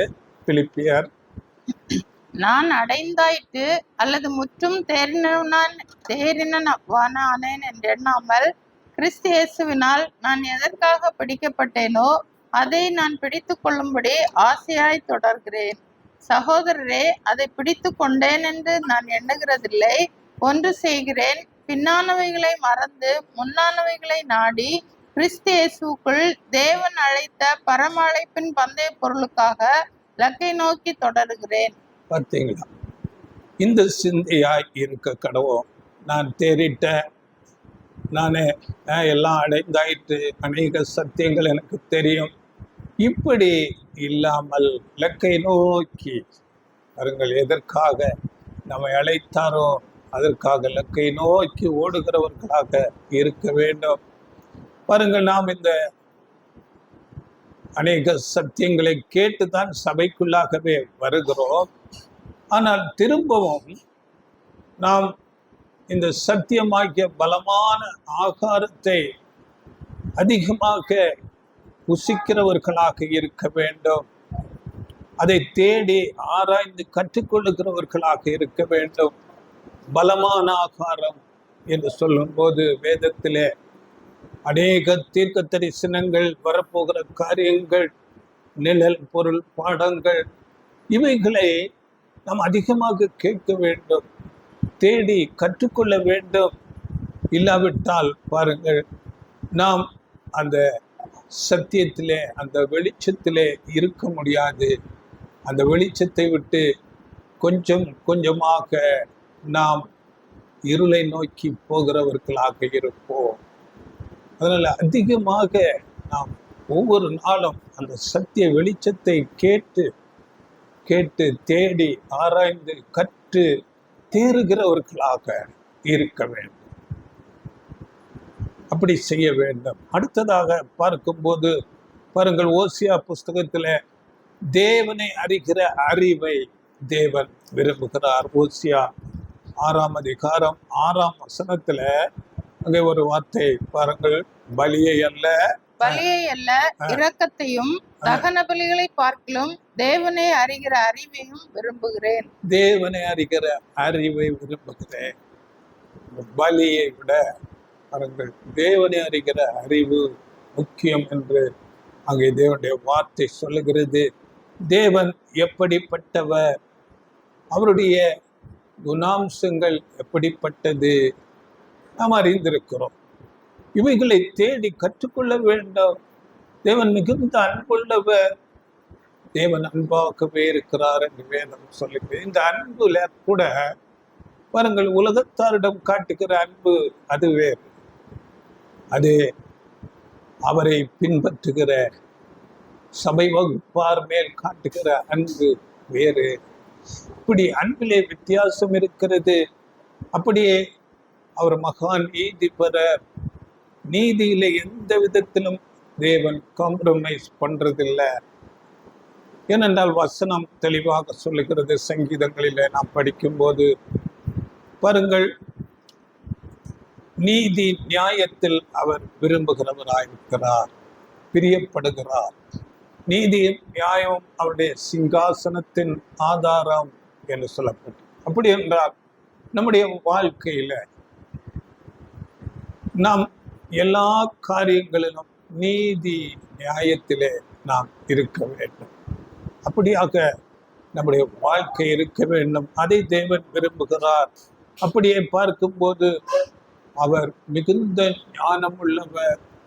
அவருடைய ஞானத்தை குறித்து நாம் அறிய வேண்டும். அவர் எவ்வளவு வல்லமை உள்ளவர் என்பதை அறிய வேண்டும். பாருங்கள், இந்த பூமி நாம் எல்லாரும் இருக்கிறோம். இந்த பூமி எவ்வளவு ஒரு பாரமாக இருக்கும். எவ்வளவு கோடி ஜனங்கள் இருக்கிறார்கள். அப்படிப்பட்ட பாரம் நிறைந்த இந்த பூமியை தேவன் அவருடைய ஞானத்தினாலே வெறும் காற்றிலே அங்கே மிதக்க வைத்திருக்கிறார். எப்படிப்பட்ட ஞானம்! தேவன் பூமி அதன் பாரம் எவ்வளவாக இருக்கும் யோசனை பண்ணி பாருங்கள். படிங்கள் வசனம், யோபு புஸ்தகத்திலே 26ஆம் அதிகாரம் 7ஆம் வசனம். 26:7. அவர் உத்தர மண்டலத்தை வெட்ட வெளியிலே விரித்து பூமியை அந்தரத்திலே தொங்க வைக்கிறார். அந்தரத்திலே, இன்னொரு மொழிபெயர்ப்பில் காற்றிடையே உலகை தொங்க விட்டார் என்று சொல்லப்பட்டு, காற்றுல ஒரு பாலை தொங்க விட்டது போல தேவன் இந்த பூமியை தொங்க விட்டிருக்கிறார். அப்படியே ஞானம், அப்படியே வல்லமை எப்படி இருக்கிறது பாருங்கள். அது தேவ ஞானத்திலே அந்த புவி ஈர்ப்பு விசையிலே அப்படியாக தேவன் அமைத்திருக்கிறார். இந்த பூமி அப்படியே பாருங்கள், வெறும் அப்படியாக தொங்கிக் கொண்டு ஒரு இடத்திலே நிலையாக இல்லை. அது தன்னைத்தானே சுற்றி கொண்டு சூரியனையும் சுற்றி வருகிறது. எப்படிப்பட்ட ஒரு ஞானம்! தேவன் அப்படியாக அமைத்திருக்கிறார் இந்த பூமியை. பாருங்கள், அந்த பூமி தன்னைத்தானே சுற்றுவதற்கு ஒரு வேகம், சூரியனை சுற்றுவதற்கு ஒரு வேகம் தேவ ஞானத்திலே கொடுக்கப்பட்டிருக்கிறது. இந்த பூமியை அது தன்னைத்தானே சுற்றுவதற்கு சொல்லப்பட்டிருக்கிறது. ஒரு செகண்டுக்கு 5 கிலோமீட்டர் என்ற ஸ்பீடில் இந்த பூமி தன்னைத்தானே சுற்றுகிறது. அதே சமயத்தில் சூரியனை சுற்றுகிற வேகம் பார்த்தால் ஒரு செகண்டுக்கு பாருங்கள் 30 கிலோமீட்டர் பூமி சூரியனை சுற்றுகிற வேகம். அப்படியாக சுற்றி கொண்டே இருக்கிறது. அந்த ரங்கத்தில் காற்றில் இந்த பூமி தொங்கிக் கொண்டு சுற்றி கொண்டே இருக்கிறது. நாம் அறிந்திருக்கிறோம், அவையெல்லாம் விஞ்ஞானபூர்வமாக தன்னைத்தானே சுற்றுகிறதுனாலே இரவு பகல் வருகிறது. சூரியனை சுற்றி வருகிறதுனாலே வருட கணக்கு நமக்கு தெரிகிறது. இப்படி தேவன் அவருடைய ஞானத்தை நமக்கு அறிவித்து கொண்டே இருக்கிறார். பாருங்கள், நாம் பார்க்கிற இந்த சூரியன் அது கூட ஒரே இடத்திலே இல்லை. அது கூட வேகமாக அதன் பாதையிலே ஓடிக்கொண்டே இருக்கிறது. சூரியன் அதனுடைய வேகத்தை குறித்து சொல்லும் போது 225 கிலோமீட்டர் பர் செகண்ட், ஒரு செகண்டுக்கு 225 கிலோமீட்டர் வேகத்திலே அந்த சூரியன் பறந்து கொண்டிருக்கிறது. அதை இந்த பூமி சுற்றி கொண்டிருக்கிறது. இன்னும் சூரிய குடும்பம் என்று நாம் கேள்விப்படுகிறோம். 8 கோள்கள் அதை சுற்றி வருகிறது. புதன், வியாழன், வெள்ளி, சனி, இந்த நம்ம பூமி கூட அந்த சூரிய குடும்பத்தில் இருக்கிறது. பாருங்கள், இப்படியாக இந்த சூரியன் கூட ஒரு நட்சத்திரம். நாம் அறிந்திருக்கிறோம் எல்லாம் சயின்ஸ்ல மில்கி வே கேலக்சி என்று நாம் இருக்கிற இந்த சூரிய குடும்பம். இந்த சூரியன் ஒரு நட்சத்திரம். இந்த மில்கி வே கேலக்சியில இப்படியாக இந்த சூரியன் போன்ற நட்சத்திரங்கள் எவ்வளவு இருக்கிறது என்றால் 40,000 கோடி நட்சத்திரங்கள் இருக்கிறதாக கணக்கிடுகிறார்கள். 40,000 கோடி நட்சத்திரங்கள். அப்படி என்றால் அந்த ஒவ்வொரு நட்சத்திரங்களுக்கும் 8 துணை கோள்கள் என்று கணக்கிட்டால் அது எவ்வளவு இருக்கும்? இன்னும் பாருங்கள், எப்படிப்பட்ட தேவன் நாம் ஆராதிக்கிற தேவன் என்று பார்க்கும்போது, இந்த பேரண்டம், பிரபஞ்சம் என்று சொல்லுகிறார்கள். இந்த பிரபஞ்சத்துல 100 மில்லியன் கேலக்சி இருக்கிறதாக சொல்லுகிறார்கள். நம்முடைய மில்கி வே கேலக்சி போல 100 மில்லியன் கேலக்சி. அப்படி என்றால் மில்லியன் என்றால் பாருங்கள், 100 பில்லியன் கேலக்சி.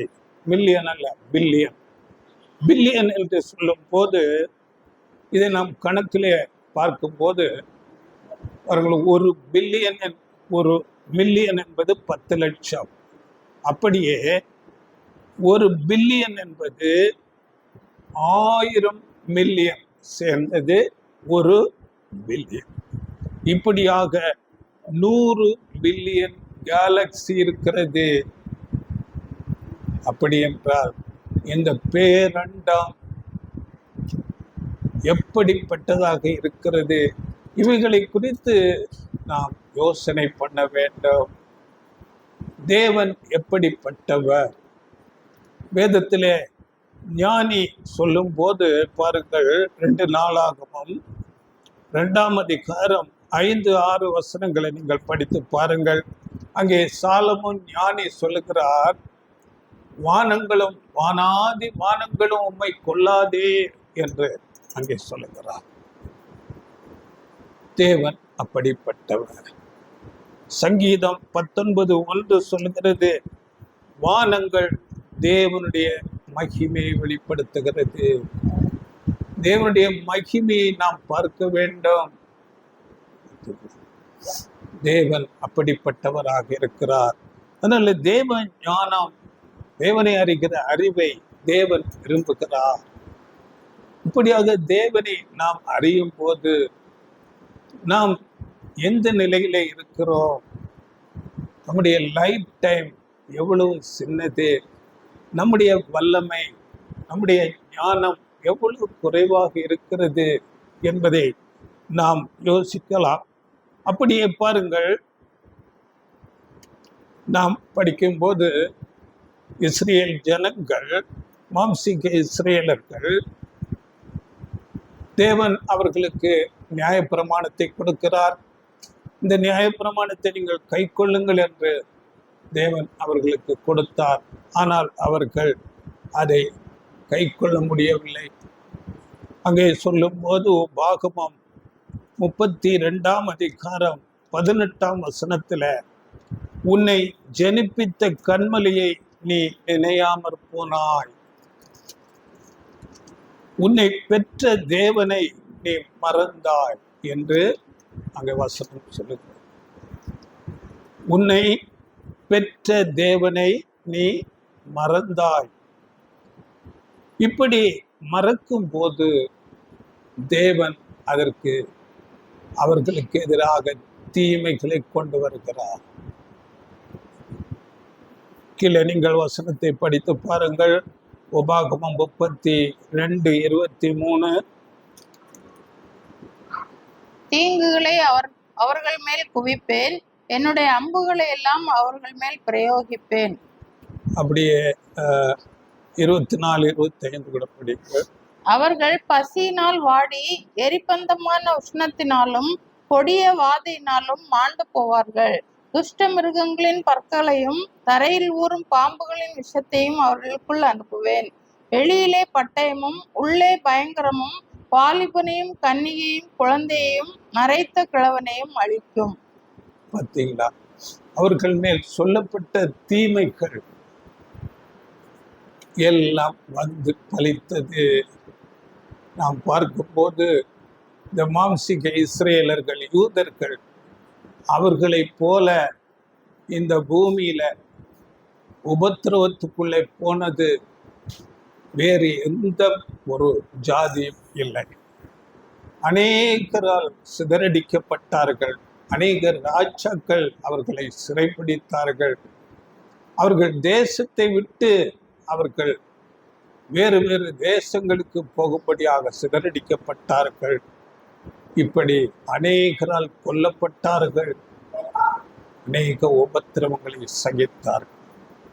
அதனால தேவனுடைய வார்த்தை என்பது சாதாரண விஷயம் கிடையாது. இந்த வார்த்தைகளை நாம் அப்படியே ஏற்றுக்கொண்டால், அதற்கு கீழ்ப்படைந்தால், அதற்கு நிச்சயமாகவே ஆசீர்வாதம் உண்டு.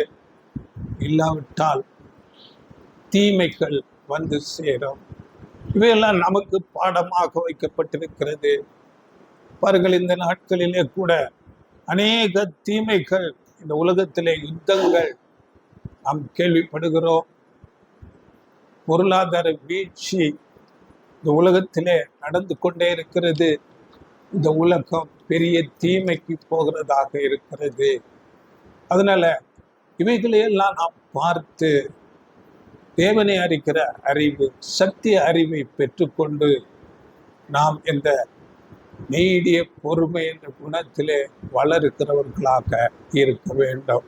மூன்றாவதாக, அந்த நீடிய பொறுமை என்ற குணத்தை பெற்றுக்கொள்ள நாம் விசுவாசத்திலே வளருகிறவர்களாக இருக்க வேண்டும். விசுவாசம் எப்படி வளரும் என்று பார்க்கும்போது வசனம் படிங்க. ரோமர் 10:17. ஆதலால் விசுவாசம் கேள்வியினாலே வரும், கேள்வி தேவனுடைய வசனத்தினாலே வரும். பார்த்தீங்களா? கேள்வினாலே வரும். கேள்வி என்றால் பாருங்கள், ஆண்டவர் இயேசு கிறிஸ்துவை பற்றிய அந்த வார்த்தைகளை, அவரை அறிகிற அறிவை, அவர் போதிக்கிற வார்த்தைகளை, அவர் நடந்த பாதையை நாம் பார்க்க வேண்டும். அந்த வசனங்களை தியானிக்க வேண்டும். அப்பொழுதுதான் நமக்கு விசுவாசம் வரும். ஆண்டவர் இயேசு கிறிஸ்து அங்கே யூதர்களை பார்த்து சொல்லும் போது, யோவான் 5:38 அவர் அனுப்புனவரை நீங்கள் விசுவாசியாதபடியால் அவருடைய வசனம் உங்களில் தரித்திருக்கிறதில்லை என்று சொல்லுகிறார். பிதாவாகி தேவன் அனுப்பின ஆண்டவர் இயேசு கிறிஸ்துவை விசுவாசிக்காதபடியினாலே அவருடைய வசனம் உங்களுக்குள்ளே தரித்திருக்கவில்லை. யூதர்கள் பொதுவாக தேவனை ஓரளவு அறிந்திருந்தார்கள். ஆனால் ஆண்டவர் இயேசுவை குறித்து அறிவு அவர்களுக்கு இல்லாதிருந்தது. ஆனால் இயேசுவை விட அவர்கள் அந்த நாட்களிலே ஆபிரகாமை ரொம்ப மதிக்கிறவர்களாக இருந்தார்கள். மோசேயை கனம் பண்ணினார்கள். ஆனால் இயேசுவை அறியாதவர்களாக இருந்தார்கள். அதனால நீங்கள் என்னை அறியாததினாலே இந்த வசனம் உங்களுக்குள்ளே தரித்திருக்கவில்லை என்று சொல்லுங்கள். அதனால் ஆண்டவர் இயேசு கிறிஸ்துவை அறிகிற அறிவு நம்மிலே விசுவாசத்தை வளர்க்கும். அவர் பேசிட்ட வார்த்தைகளை அதிகமாக தியானிக்க வேண்டும். அவருடைய வாழ்க்கையை நாம் உற்று கவனிக்க வேண்டும். அப்படி அடுத்ததாக பாருங்கள், அங்கே சீசர்கள் கேட்கிறார்கள், எங்கள் விசுவாசத்தை வர்த்திக்க பண்ணுங்கள் என்று இயேசுவினிடத்திலே சொல்லுகிறார்கள். அவர்களுக்கு ஒரு விசுவாசம் இருக்கிறது. அந்த விசுவாசத்தில் இன்னும் வளருவதற்கு நாம் ஜெபிக்கிறவர்களாக இருக்க வேண்டும். அப்படியே அடுத்ததாக இந்த விசுவாசத்திலே வளருவதற்கு எபிரேயர் 11 நீங்கள் படித்து பாருங்கள். அங்கே அநேக விசுவாச வீரர்கள் இருக்கிறார்கள். அந்த விசுவாச வீரர்களுடைய வாழ்க்கையை நாம் படிக்க வேண்டும். அவருடைய வாழ்க்கை எப்படி இருந்தது என்பதை நாம் தியானம் பண்ணுகிறவர்களாக இருக்க வேண்டும். அப்பொழுது நம்முடைய விசுவாசம் வளருகிறதாக இருக்கும். அப்படியே அப்போஸ்தலர்கள், அதற்கு பின் வந்த அநேக பரிசுத்தவான்கள், அவருடைய வாழ்க்கையை நாம் படிக்க வேண்டும். அப்படி நாம் விசுவாசத்திலே வளரும் போது நாம் இந்த பொறுமை என்ற குணத்தை நாம் பெற்றுக்கொள்ளுவோம். பாருங்கள், இந்த விசுவாசம் என்ற ஒரு வளர்ச்சி இல்லாவிட்டால் நாம் அதிக பதற்றமுடையவர்களாக நாம் இருப்போம். இதற்கு ஒரு உதாரணம் இருக்கிறது. பாருங்கள், ஆண்டவர் இயேசு கிறிஸ்து அப்போஸ்தலர்கள் எல்லாரும் சேர்ந்து ஒரு படகுலே போகிறார்கள். அந்த படகு போகும்போது கடலிலே பெரும் புயல், பெரிய அலை மோதி அந்த படகை கவிழ்த்து போடுகிறதாக இருக்கிறது. அப்போஸ்தலர்கள் எல்லாம் பயந்து நடுங்குகிறார்கள். ஆனால் ஆண்டவர் இயேசு கிறிஸ்து அமைதலாக அங்கே படகிலே நித்திரை பண்ணுகிறார். காரணம் என்ன? ஆண்டவர் இயேசு கிறிஸ்துவுக்கு விசுவாசத்தில் தேர்ந்தவராக இருந்தார்.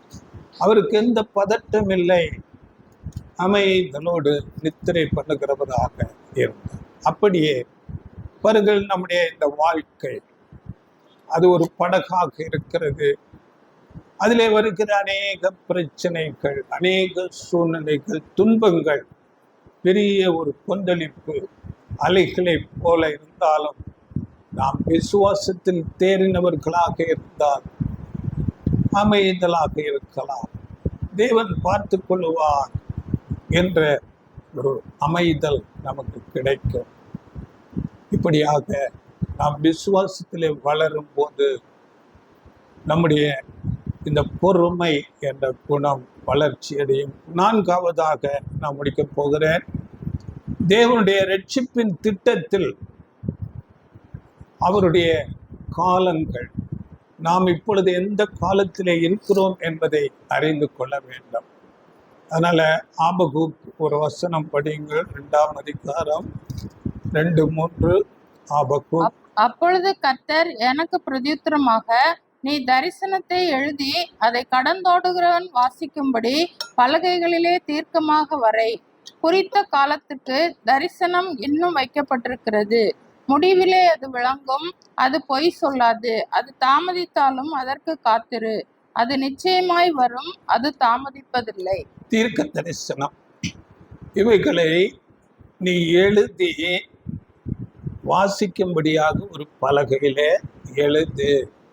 இதை குறித்து நாம் அறிந்திருக்கிறோம். ஒரு சார்ட் இருக்கிறது என்னுடைய தெய்வீக திட்டத்தை குறித்து.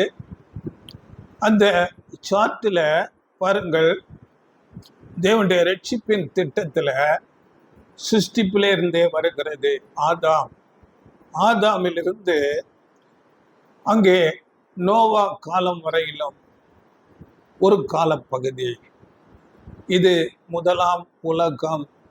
நாம் 2 பேதுரு 3:6 படிக்கும் போது அப்பொழுது இருந்த உலகம் என்று அங்கே எழுதப்பட்டது. இது முதலாம் உலகம். இந்த காலகட்டத்தில் தேவன் சில காரியங்களை அங்கே செய்கிறார். அந்த காலகட்டத்தில் இருந்த ஜனங்களை சீர்படுத்தும் விதமாக தூதர்களை தேவன் அனுமதித்தார். அந்த தூதர்கள் இந்த பூமிக்கு வந்து மனுஷர்களாக வந்து அங்கே சில தீமையான காரியங்களை செய்கிறார்கள். இதை குறித்து நீங்கள் படித்து கொள்ளுங்கள். ஆதியாகமம் 6ஆம் அதிகாரத்தில் 2-4 வசனங்களிலே படிக்கும்போது அங்கே தேவகுமாரர் மனுஷகுமாரத்திகளோடு சேர்ந்து அங்கே அநேக பலவான்கள், ராட்சசர்கள் வந்ததாக அங்கே சொல்லப்படுகிறது. அவர்கள் மனுஷர்களாக வந்து இந்த பூமியில் இருந்த குமாரத்திகளோடு சேர்ந்து அங்கே வேசித்தனம் பண்ணினார்கள். இதை குறித்து இன்னும் வசனம் யூதா புஸ்தகத்திலே 6-7 வசனங்களை நீங்கள் படித்து பாருங்கள். அங்கே வேசித்தனம் பண்ணினதாகவே சொல்லப்பட்டிருக்கிறது. அப்படி வந்துட்டு அந்த பலவான்கள் ராட்சசர்கள் பாருங்கள், ஆதியாகமம் 6:5 வசனத்துல அவர்கள் பலவான்களாக இருந்தார்கள் மற்ற ஜனங்களை விட. அந்த பலவீனமான மற்ற ஜனங்களை அவர்கள் அடிமைப்படுத்தி அதிகமான பாவத்துக்குள்ளே அவர்களை கொண்டு போனார்கள். படிங்கள் அந்த வசனம் 6:5. மனுஷனுடைய அக்கிரமம் பூமியிலே பெருகினது என்றும் அவன் இருதயத்து நினைவுகளின் தோற்றமெல்லாம் நித்தமும் பொல்லாததே என்றும் கர்த்தர் கண்டு.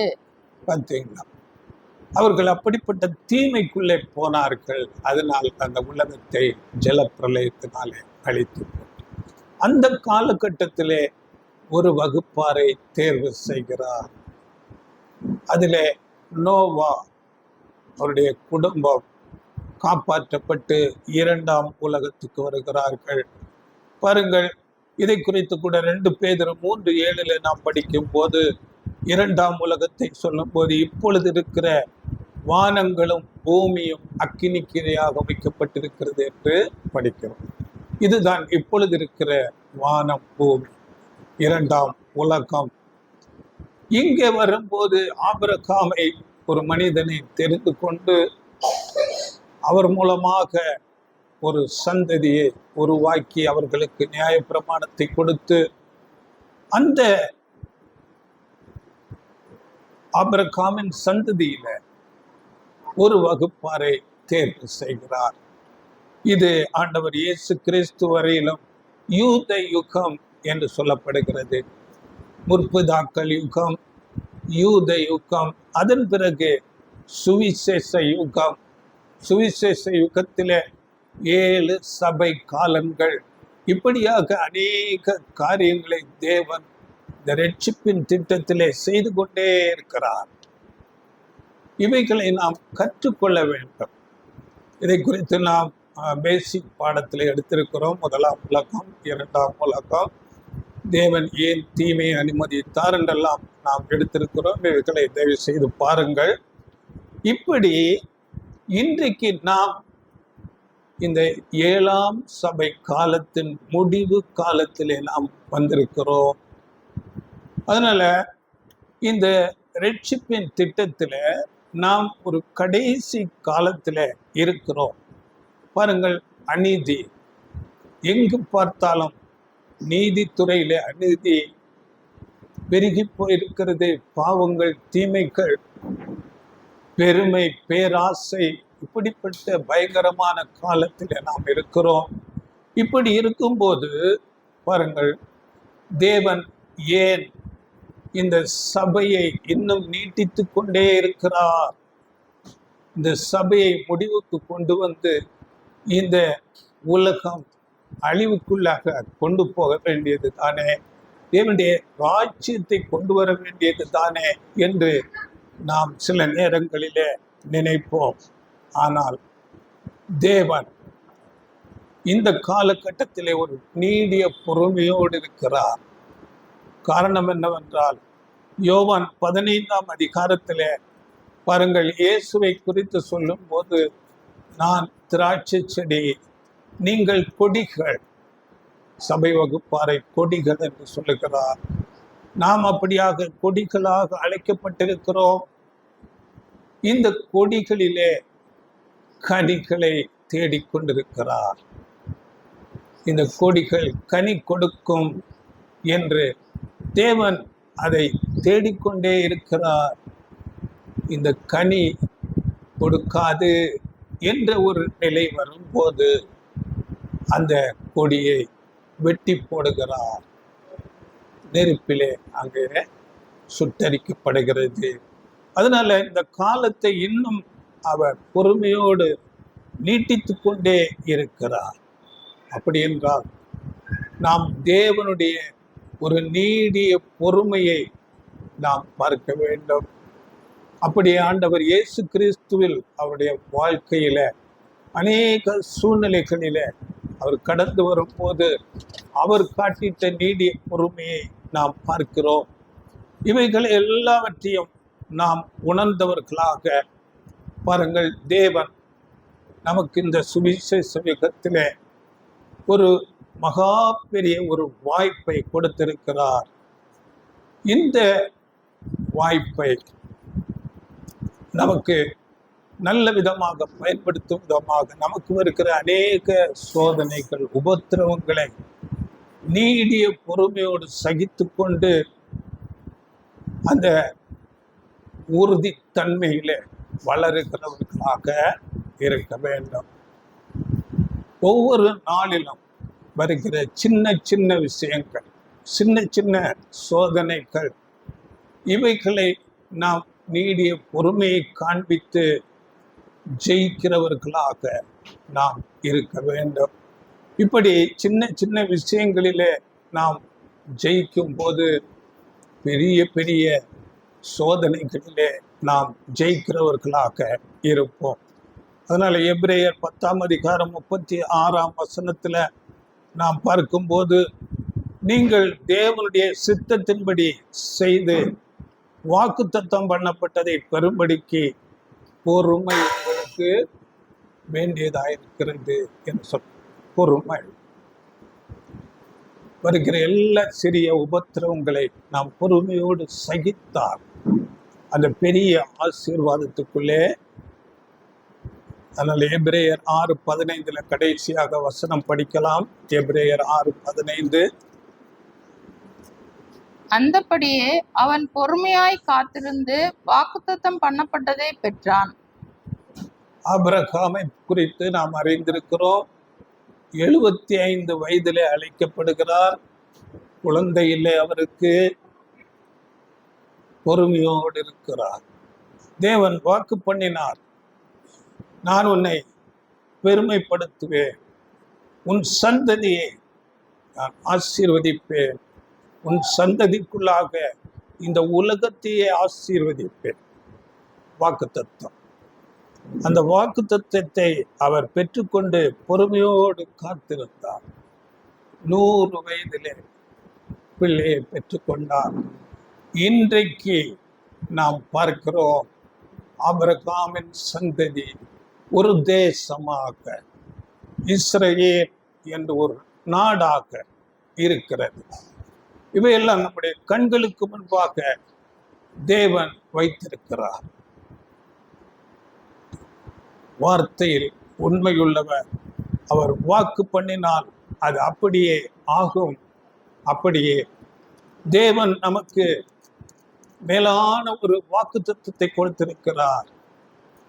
ஆண்டவர் இயேசு கிறிஸ்துவோடு உடன் சுதந்திரராக, அவரோடு கூட ஆளுகை செய்யும்படியாக நமக்கு வாய்ப்பை கொடுத்திருக்கிறார். அப்படிப்பட்டதான வாக்குத்தத்தம் நாம் பெற்றிருக்கிறோம். அதற்காக நாம் பொறுமையோடு காத்திருக்க வேண்டும். சிறிய சோதனைகள், நெருக்கங்கள், உபத்திரவங்களை பொறுமையோடு சகிக்கிறவர்களாக நாம் நம்முடைய வாழ்க்கையை ஓடிக்கொண்டே இருக்கும்போது அந்த மேலான பாறை போன்ற உறுதித்தன்மை உடையவர்களாக அந்த பொறுமையில நாம் வளரும். அப்படி வளரும் போது இந்த மேலான ஆசீர்வாதத்தை நாம் பெற்றுக்கொள்ள தகுதி உடையவர்களாக மாறுவோம். தேவன் அப்படியாக வாக்கு பண்ணி இருக்கிறார். வாக்குத்தத்தத்திலே அவர் உண்மையுள்ளவராக இருக்கிறார். அப்படிப்பட்டதான ஆசீர்வாதத்தை பெற்றுக்கொள்ள தேவன் நமக்கு உதவி செய்வாராக. God bless you all.